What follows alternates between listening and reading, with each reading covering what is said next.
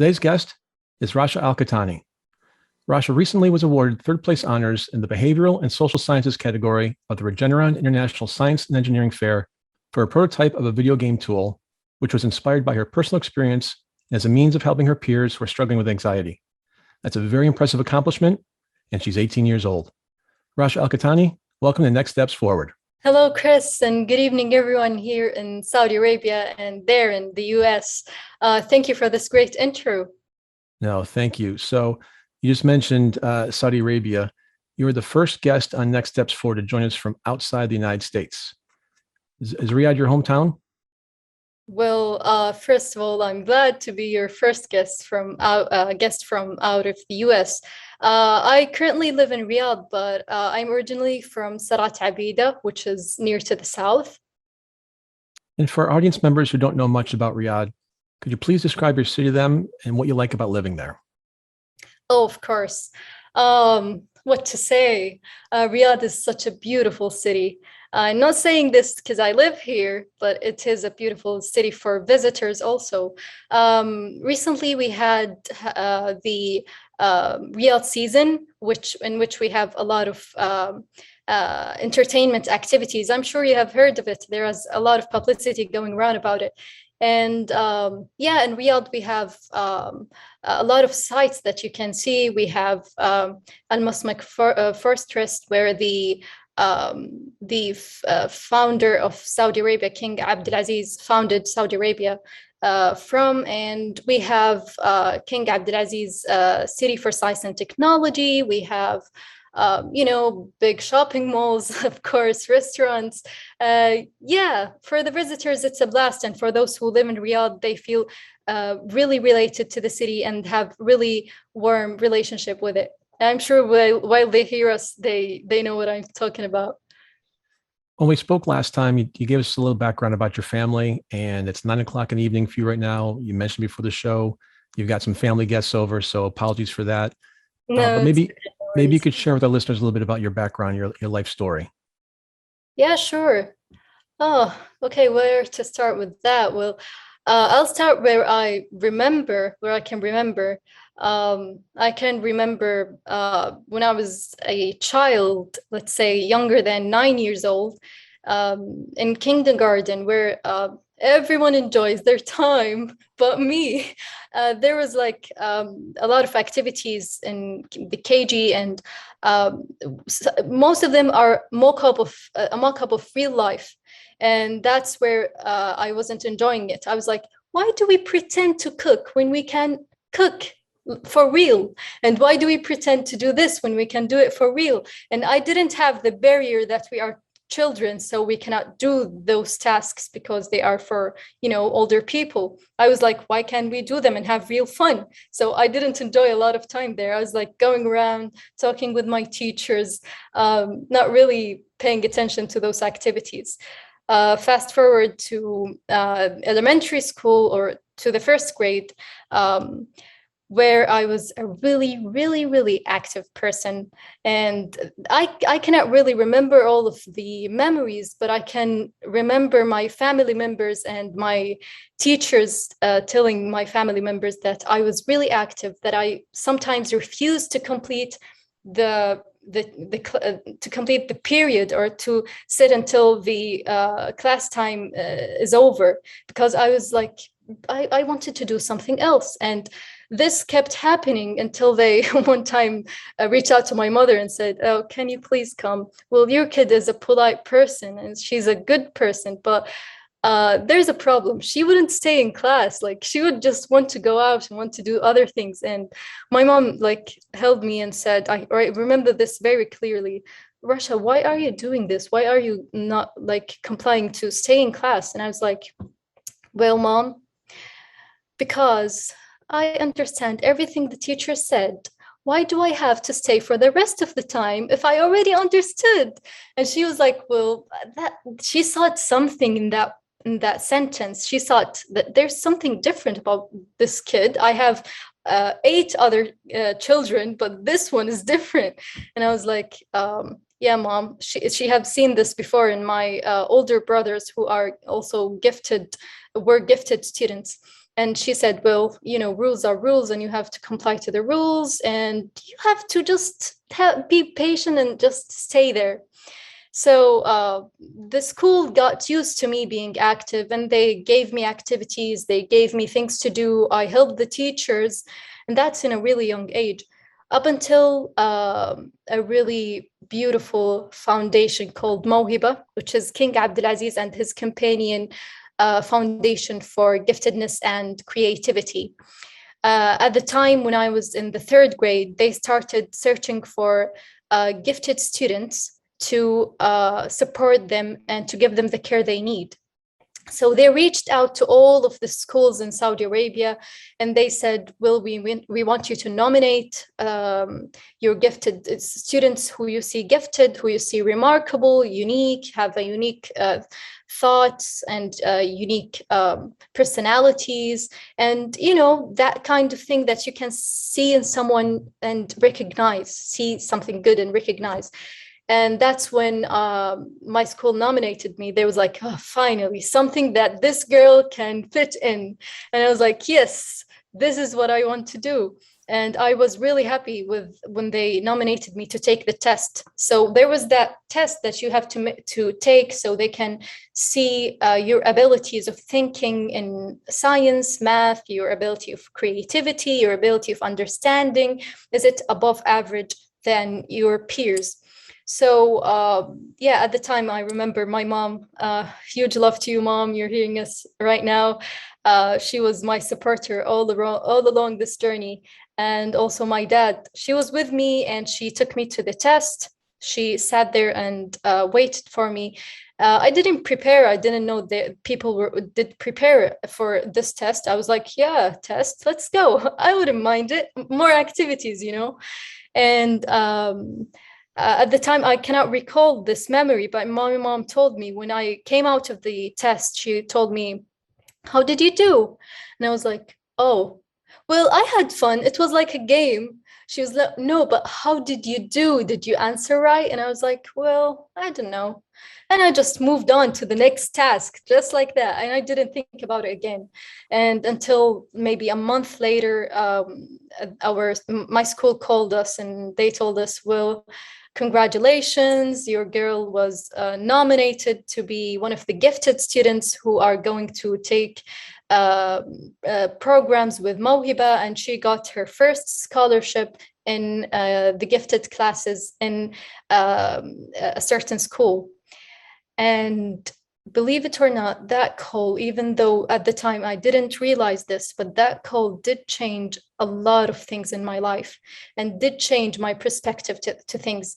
At the time, I saw it as something that I can identify myself with because, I was misidentified all the time. Like, she's just too active. She's just naughty. She just don't want to listen to the rules. And actually, I was searching for something that I can belong to, something that I can do and feel comfortable and have a space to express my creativity, express myself, say my thoughts, learn something new, learn something with higher level of education. So at the time I was like, yeah, well, I'm a Mawhiba student. And until now, I say this, I'm a Mawhiba student. I feel like, yes, I belong there. And then I went to the school, I met my classmates, and I felt a connection. There's something that connects us all. It might not be things in our personalities, but it's something like deeper than a shallow thing that you can see with your eyes. You can feel it only between a gifted student to another. You can feel the struggle with people not understanding you, but you're finding someone who can. You can feel you can talk to them about new subjects, new things, and they wouldn't get bored or just do not understand what you are saying or what's your perspective. So that was a great experience. So from there, I got my second scholarship also when I was in the 6th grade. And then I got 2 scholarships when I was in the 10th grade. One from also the three prior ones that I mentioned are from Mawhiba Foundation, but I also got a special one from His Royal Highness Prince Mohammed bin Salman.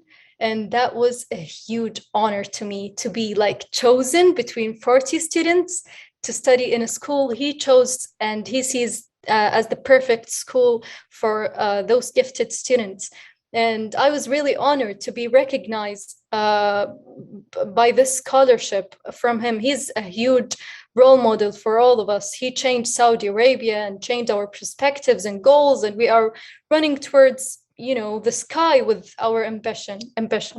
So yeah, from there, you know, I completed my high school, and actually the most, you know, recent thing is when I was in my last year in high school, I got into a summer program, and I recently won, as you said, the third award in ISIF, and that was a huge deal for me. So I want to remind our listeners that you're 18 years old and you've accomplished all of this already. I'll say it probably 10 times during our conversation, but I can't wait to see what's next for you and on your horizon. And obviously being busy and organized is something that's been with you for as long as you can remember. And so tremendous, you know, congratulations to you for all you've accomplished so far. And again, really looking forward to seeing what's next for you. So, you know, we mentioned that you finished third place in the behavioral and social sciences category in this year's Regeneron International Science and Engineering Fair. Tell us a little bit more about that competition. How'd you learn about it? How'd you decide to compete in it? And did you have to compete in other competitions to get to the international fair? Okay. Well, first of all, thank you for your kind words. I really don't see that I have done a lot. I'm really just like, this is the beginning. Wait for what's next, you know? I really also look forward to what's going to happen in the future. And I'm really a future person. I like to see what I can do next. So we're talking about ISIF. Well, let me just try to tell you how do I got into ISIF, if that's better. So yeah, first of all, at that last year of studying in high school, I had, you know, you have in the US the SATs and the IELTS. We have the قدرات التحصيلي, which are tests that really can decide what is your future is going to look like, you know, what university are you going to get in. So at the time I had those two major tests to have, and I had to compete in this competition. So let's go back to the summer of 2020. There was a research program from Mawhiba that helps students in high school and middle school to research about new ideas, to conduct research, and they give us mentors, and they just care about the whole process of creating a research. So actually, that was my first attempt of creating a research from this kind. As I mentioned, I like to do a lot of things. I like to participate in different fields. Like you can see me in research, you can see me in arts, you can see me in poetry. But I chose research at the time because the program wasn't available before the pandemic, but wasn't available online, so I couldn't register. So in 2020, you know, everything is shut down, everything is online, everything is virtual. I got the chance to participate in this program. And there was various fields that you can choose from to search, to conduct your research. But I didn't find, as usual, I didn't find something that really tickles my imagination or makes me feel, you know, I can do this with a huge passion.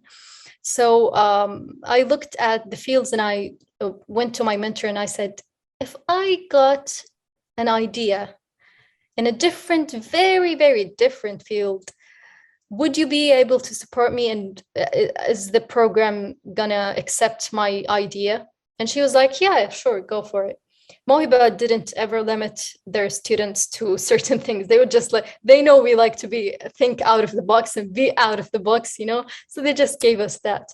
So she said, yeah, sure. And I kept thinking, what can I do? This is my last year, and I've been so passionate about helping people. And I've seen some things, some problems rising and increasing with the pandemic.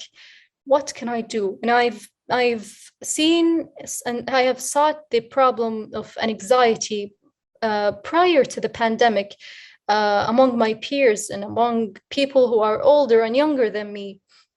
And I've seen that problem as like a barrier from their ambitions and dreams. They just, and they don't really know that this is the thing, that they think that it's their identity, it's who they are. The symptoms controls them. And I didn't like that. I didn't believe in that. They are more than, they have more abilities. They don't have to be controlled by symptoms that can be cured. I just saw that. I didn't really have a lot of background knowledge in mental health at the time, but I really wanted to do something about it because it didn't feel right to me. And I was like, okay, well, we now have an anxiety. I know who I want to help. I want to help teenagers. How can I help teenagers in the anxiety disorder? And I kept thinking and thinking, like, how about this? No, how about that? How about this? And I brainstormed my brain as usual. I think my brain will run away from me one day. So I brainstormed my brain and I was like, yes, I got it. And that's when I thought about using video games. Usually from parents, we hear that video games are bad for you. Video games are not the best, because of, the addictions, the amount of hours we put in video games. But I thought about, I really like to use things that from different perspective. Like I thought about how can I use the game to help me. Like I was thinking about reducing or assessing anxiety at first. So I was like, okay, well, to me, the most important, not to me only, but with other opinions from experts, the most important step in, identifying and knowing that you have a disorder and curing your disorder is identifying the disorder itself, is assessing what you have. So I said, well, we'll go with assessment. So that's when I came up with my research, which is a game feature that assess generalized anxiety disorder in adolescents. After that, I brought the idea to my mentor. She gives me the green light, and I was like, yes, let's do this. So yeah, I was really passionate about the idea, and I didn't find anyone who have done this before. That's what was exciting to me. Like, no one have thought of this. Why? It's so logical to me to think about a game in this way and assessing generalized anxiety. And the method that I used, I made sure that I don't use a method that would ruin the environment of the game. Fast forward, we're done with the research program. They gave me kind of a program, another program, but it's only for several students who showed excellence in completing their research paper over the research program. So after that, we competed in IBDAع Science and Engineering Fair here in Saudi Arabia. So it's a national competition. It has the same rules as ISIF. It is as tough as ISIF, I can assure you. And there's a lot of competition there. And there's different fields, in all of the fields of STEM. And I was like worried about, it's going to be a real like high competition, because when I saw the projects, I couldn't believe that those are people that my age and younger did those projects and thought those thoughts and did all of this work. I was like, oh yeah, I've seen IBDAع winners and I've seen ISIF winners before, but I experienced this with them, and my mind got blown because the amount of professional use of words, the amount of, the amount of passion they have, the amount of time they put into these research, it's unbelievable. They really worked their best, and I was proud to be among them as a participant. After that, I thankfully won IBDAع, and I got the third place also. 3 might be my lucky number by now. So I won the third place at IBDAع here in Saudi Arabia.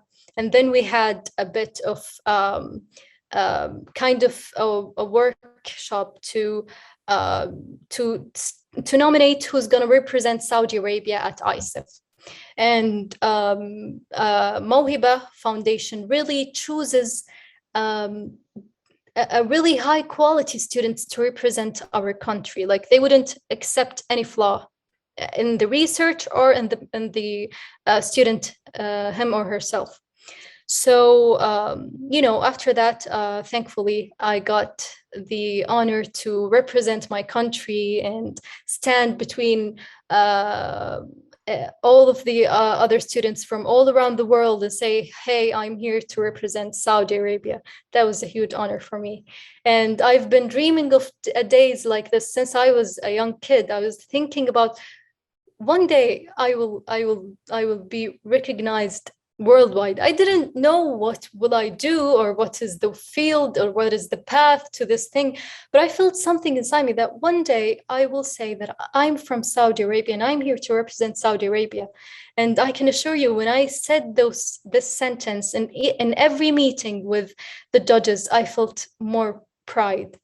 So, you have to keep yourself organized. You have to plan what you're gonna do. You have to express yourself. You have to represent your country at the best as you can. They gave you the support. They gave you the care you needed from the third grade until now. It was kind of a payback to what they have done with me. So yeah, and thankfully I also won ISEF in the third award in behavioral and sciences category. So that's a sum up of what ISEF and the road to ISEF is. Well, the foundation certainly made a tremendous choice in having you represent Saudi Arabia. So congratulations to both of you and the foundation for that. Just again, just another fascinating story with you. So I'm just having more and more fun as we get deeper in the conversation. Thank you. You talked a moment ago about the game focused on anxiety. Does it address stigma at all? And if so, how? Yeah. So one of the major issues that I found towards getting diagnosed or going to get diagnosed with the specialists is the societal stigma. The look everyone has when you say, I'm going to a mental health institute, or I'm going to a psychologist, or I'm going to a psychiatrist. They just go like, oh, and then they treat you differently right away. Whether you are here in Saudi Arabia, whether you are in the US, I've seen people from all around the world saying we have the same issue. And it's really, you can't really just limit this issue. You can try to share awareness, but there will still be people who will shame you for going to get diagnosed or going to,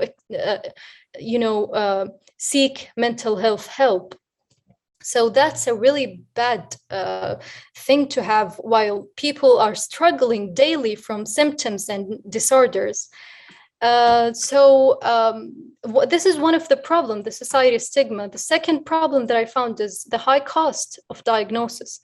You cannot believe the numbers they put. I think they just click the keyboards, and they just don't count it.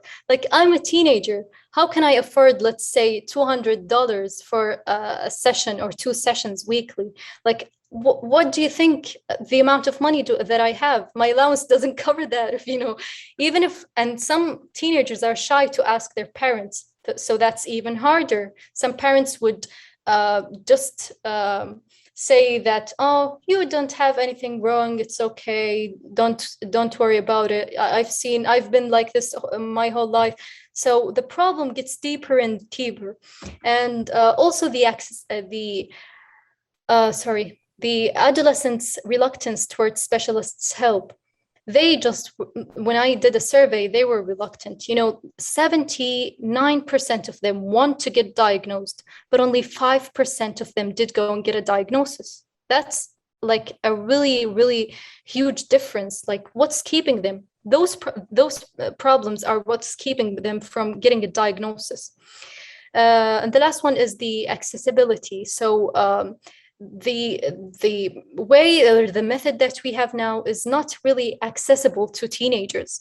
That's why it's limiting them from getting a diagnosis other than the other problems that I mentioned. So how can we prevent those problems? When you have your own phone, your own device, on your own home, playing your own game, your information is safe. No one's looking at you, no one's shaming you, no one is preventing you, and it's lower in the cost. Games are everywhere and it's more accessible. Games are like the most thing that we use as teenagers, if I can say that. Yeah, so that's how it addresses the societal stigma. My 9-year-old son loves playing football and baseball on this Nintendo Switch. Do you love video games? What made you choose that path for your project?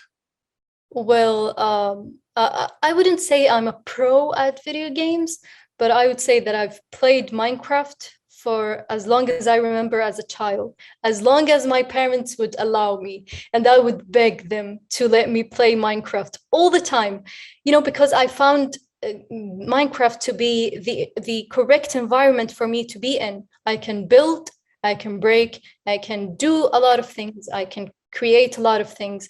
I have creative mod, I have a lot of resources that I have to get. And Minecraft kind of helped me to know how life is. Like, you don't have a disc in front of you just like that. Someone had to cut woods and someone had to shape it, someone has to deliver it. And that whole process, knowing this in an earlier age, really helped me dealing with the tasks in my daily life. Minecraft is one of his favorite games. He plays with his buddies after school, so maybe that'll prepare him for ISIP at some point in the future. Hopefully, why not? So, Rasha, in the first half, we talked about the competition. We talked about your background. What led you into developing the game. Did you have a role model or encouraged by anybody to pursue STEM, or by anyone in particular? Well, I cannot just name one. There are a lot. Anyone in the STEM field really makes me feel inspired. Maybe it's a word they said, maybe it's something they did, maybe it's an accomplishment, whether it's huge or minor accomplishment. I search for inspiration in each individual, actually. You cannot just limit your inspire source to one person. There's a lot of difference between us. There is a lot of variety in the people, and you can see something special in each and every person that you meet. So literally, all of my teachers, all of my mentors, the judges that I had in ISIF, the judges that I had in IBDAع, everyone added to my knowledge and everyone added to my experience. And I couldn't just name one, but on the top of my head, the person that I really have as a role model in the academic field is my father. It's not cheesy, I swear. He's a professor. He's a great professor, and he teaches leadership, and he studied in UCLA. And yeah, he just all of my life, I've looked at him and I was like, how did he do that? How did he manage to do this? Well, I want to do this. And he has published books and he makes it feel easy, he's like doing it like it's nothing. And I see and I think like, I want to be this version of him. I want to feel that creating a book is one of the things that I will do one day. It's just a book or two or three, having your name everywhere, people looking up to you, people seeking you for help and learning from you. So yeah, I'd say he's my biggest role model, the closest role model in the STEM field. Yeah, you've referenced number 3 a couple of times, and just now I think maybe accidentally said a book or 2 or 3, and you stopped there. So 3 is definitely your magic number, I think. Maybe I was born in March. There you go. See, another 3. So, and for our listeners, I just want to clarify, those who may not be familiar with the phrase STEM, it stands for science, technology, engineering, and mathematics. And Rasha, what's it like being a young woman in STEM? Do you feel that you've faced more barriers than your male counterparts? Do you feel like the sciences are starting to change and be more open for women?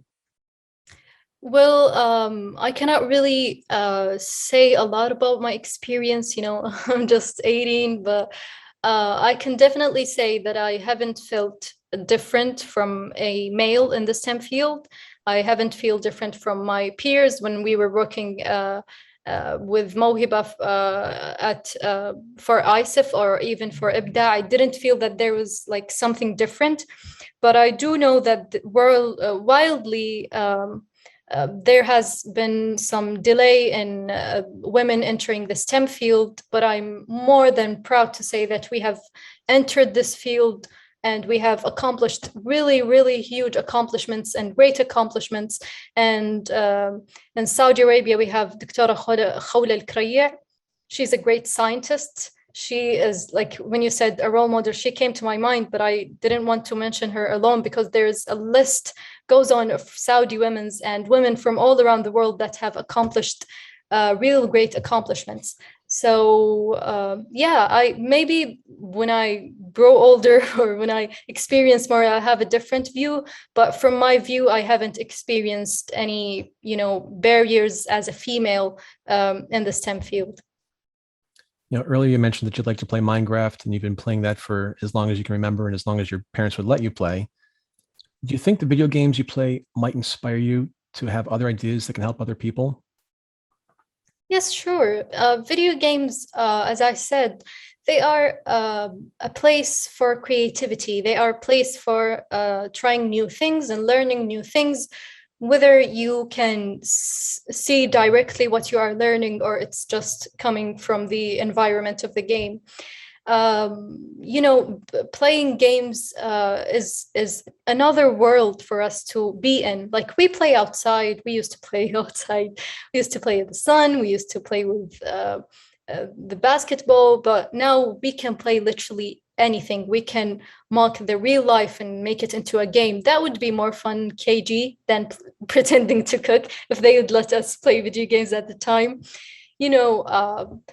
I feel that it's a huge other world that you can get into and explore yourself, explore your identity. You can try new things. There's no limits, actually. So you can get inspired by a game or two. Games can affect your life too.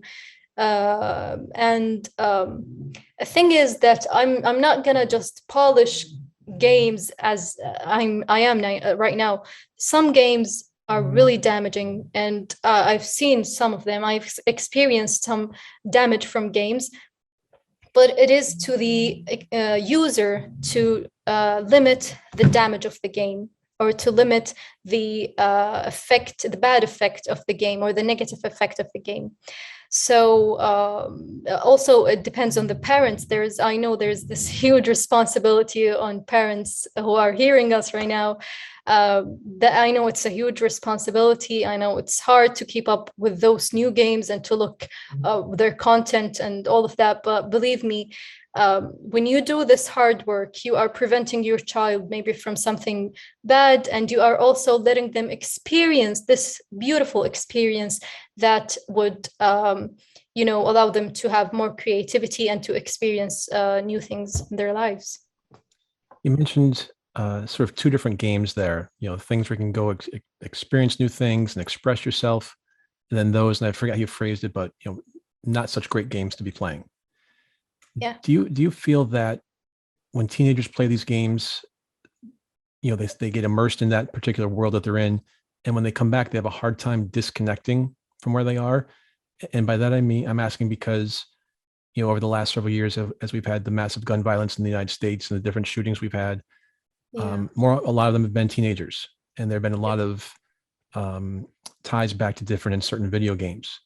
Do you see that as a theme, as a trend? Are they more just one-offs, and there might be something a little bit more deeper rooted in that particular instance? Well, of course, video games have a huge effect. There's other factors. We cannot just blame one thing.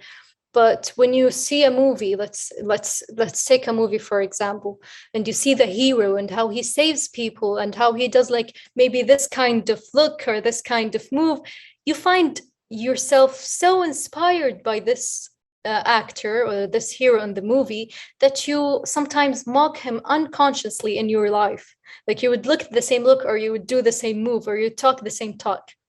So of course they would get influenced by the violent games. I don't really support violent games, and I don't tend to play them as much. There is a limit in the storylines. There is a limit. They should be really looking into what ages they are uh, chasing with this game. So I would say it could have been one of the factors that led to those traffic horrible situations of gun shooting. Video games could have been a factor, of course. When we spoke last time, you noted that in Saudi Arabia, we are starting to connect the dots and to raise awareness about mental health. I think we're starting to see the same thing here in the United States, with a greater awareness about mental health and certainly a greater sensitivity to others. What do you think is driving the greater awareness in your country? First of all is our vision of 2030. So in this vision, we have His Royal Highness Prince Mohammed bin Salman have listed all of the goals and all of the things that we want to accomplish reaching 2030. One of the goals was for mental health awareness, and to spread the awareness and to have better mental health among people in Saudi Arabia.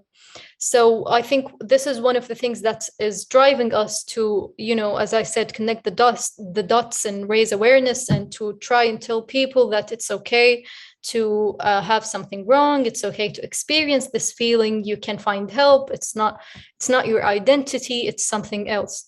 So also I would put social media as one of the factors.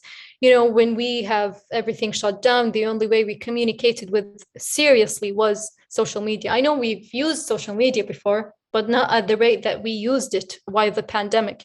I've seen, let's say on TikTok, I've seen a lot of teenagers expressing their mental illnesses. And I was like, oh my God, this is a huge number of teenagers. I was scrolling around and I couldn't pass 3 posts without finding one about, a mental illness or symptoms that shows mental disorder. So also social media was a factor to raise awareness that and also this new generation is more open about mental health than the past one. We are okay about it. It's just we're not ashamed of it anymore. Hopefully we find some struggles expressing ourselves, but in social media you see them everywhere. In real life I wouldn't say so. No, that's great to hear, and I appreciate that. And over the last year and a half during the pandemic, we've had a major focus on mental health. I've been talking about the tsunami that's going to happen once we come out the other side of the pandemic, which hopefully is soon. It seems to be getting a little bit better. And to your point, people are now becoming more open about it. There's a phrase here in the States of "it's okay to not be okay." And so, I think that's the one positive thing that COVID has done, is shine a positive light on mental health and not making it something you don't want to talk about at the kitchen table or anything like that, or you avoid it.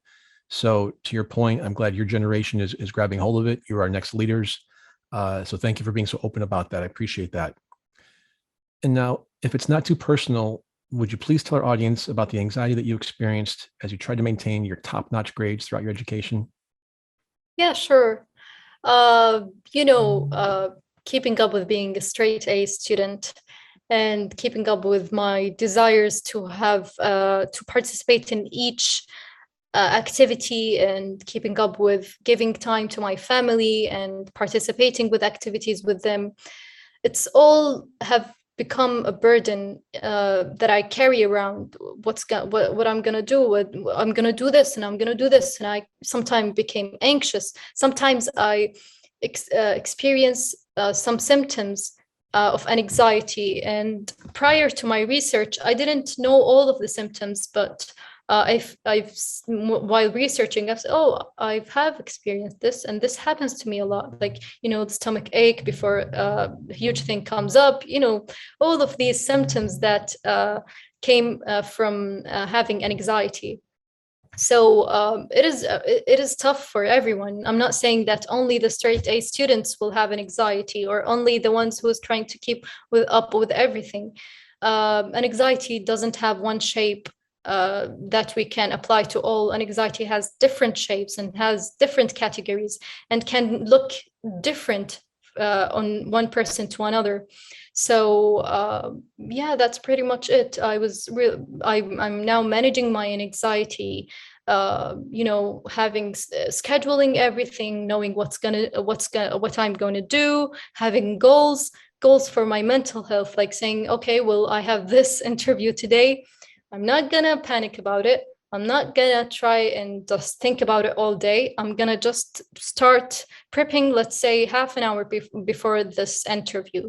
And that's how I'm trying to help myself to limit my anxiety. Because why would I think of it all day and ruin everything that I have in the day, and then have it at the end of my day, and I would just be so devastated from the earlier events that I haven't been focused on because I was worrying. So, when you really learn about an anxiety, learn about the methods they use, learn about the symptoms, learn, more about mental health, you kind of have your own system of healing yourself or dealing with yourself and keeping up with the symptoms that you have. This may not come as a surprise to our listeners, but in addition to being phenomenal in the sciences, you've got a few other skills that you love. You're also a poet and an artist. I am. How do your poetry and artistic pursuits balance or strengthen your scientific side and the sorts of projects you think about? Well, let me just say this. My mom is a poet, and my dad is, as I mentioned before, a professor in STEM field. So I had to combine them in me, I found poetry to be one of the most amazing things to express the words that you have in a beautiful way, to reach out to people and tell them you're feeling, or share an event or share a feeling that you have. So that have been great. In the science, you share the feeling, you share the thought, but with facts, with specific words, with a specific way. So it's kind of hard in the edges in science and soft in the poetry, or writing a research or writing a poem. So this is really hard and sharp with the edges, and this is really soft and it just goes along. So having this combination really makes me feel balanced. I feel like happy, like I can do this and I can do this. I don't want to limit. I don't like to limit myself to a specific field or a specific thing or a specific job. I really like to express myself in all the fields that I can express myself, and I like to experience new things. I didn't know that I can draw like paintings until maybe 3 years ago or 4 years ago. And I had one of my paintings, it was, I painted a horse, and they were like, oh my God, you drew this? And I was like, yeah, is it weird? And they were like, this is great. How did you do that? And I was like, we didn't know you drew before. And I was like, well, I didn't. I just started now. So when you try to learn new things and try new things, you find some gifts hidden within you as a person. Each one of us have this gifts within them, and they have just to search a bit deeper for them. Like, I didn't know I can draw, but I had a sense that I can write poetry because of my mom. I didn't know that I can really win ISIF, but I did know that I could have something in the STEM field because of my dad. Now, that doesn't go for all of the people who are hearing us. Maybe some of them or both of their parents are in this field, or they didn't get lucky to have their parents around. But don't let that limit you. Don't let that limit you. This is the case for me, but it can be really different for you, and you can have more success than I have accomplished so far. So it's not just limited criteria for people who can achieve and success and find new things in their life and find new gifts that they have. There is a lot of paths that you can go through to accomplish what you want to accomplish. So I would just say, yeah, I didn't let anything limit me.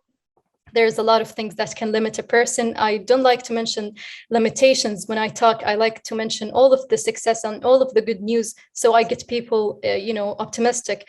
But I also want to say that it's not just, and it didn't became to me in a silver plate, and I didn't just had the best life that I could have. But when you talk about yourself, you want to show the more positive you, so people can find something positive. The world is already negative around us mostly, so we want something inspiring, we want something good, but we cannot just neglect or deny having a negative part of our lives or a struggle in our lives. Yeah, I just want to mention that. I think after today's show, Webster's Dictionary and Google are going to have to update their definition of what a Renaissance person is, and put your name and picture in there, because the more we talk, the more you just keep amazing me. And so you're just a true inspiration across the board. I'm just really honored to have you here. Thank you for the kind words. What advice do you have for young girls and women who are interested in pursuing a career in STEM, but have not taken that step yet? Well, I know it looks scary from the outside. It looks, boyish. It's only for boys. Don't come near this. That's an old perspective.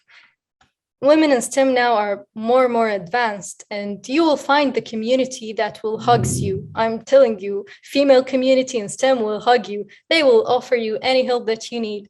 So if you are even hesitant to get into the STEM field or start or pursue a career or a major in the STEM field, please do not be, because this is one of the things that if you want to do it, if it complies with your personality, then you can do it. And there's a huge group of females that will support you when you get in. And you can reach out if you want advices, or if you want to know something.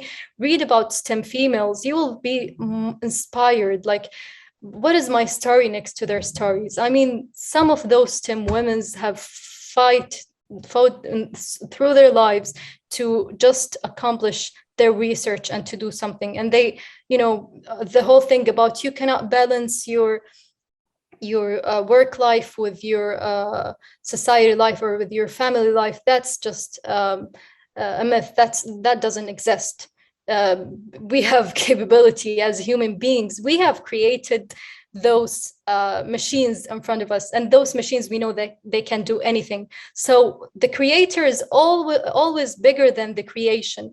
So why would you limit yourself because you are a female, or because you are young, or because you are old, or because of any reason that you have from pursuing what you love? So if you like to be in the STEM field, female or male, just go for it, and impress us with what you have. Impress you have, and impress you will. Rasha, we have just a few minutes left. I know you had some parting words you wanted to say, and a few people to recognize, and I'll just pass the mic to you. Yeah, sure. Thank you for that.